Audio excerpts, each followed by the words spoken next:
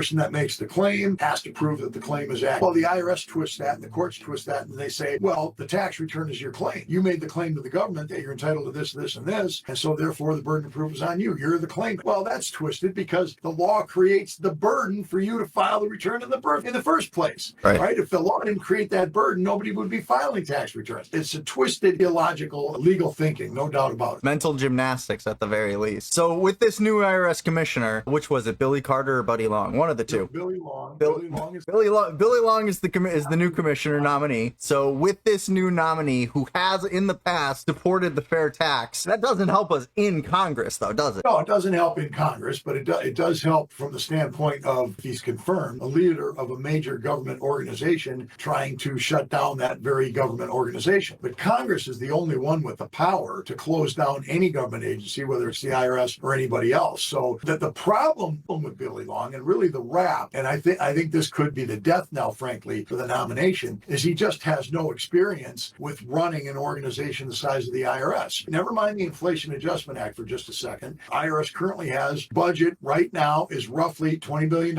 Even if you take away Inflation Adjustment Act money, it's still $12.5 billion.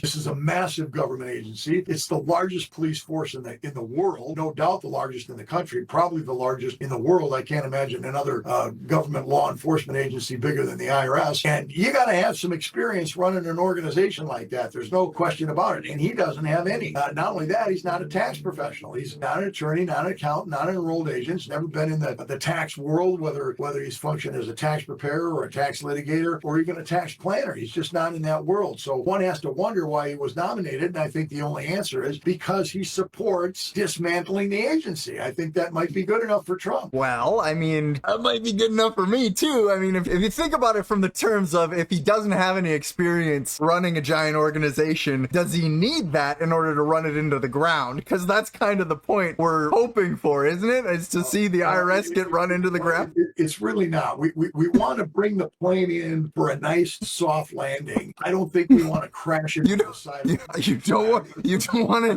want to hit the second tower. Crashing it into the side of a mountain.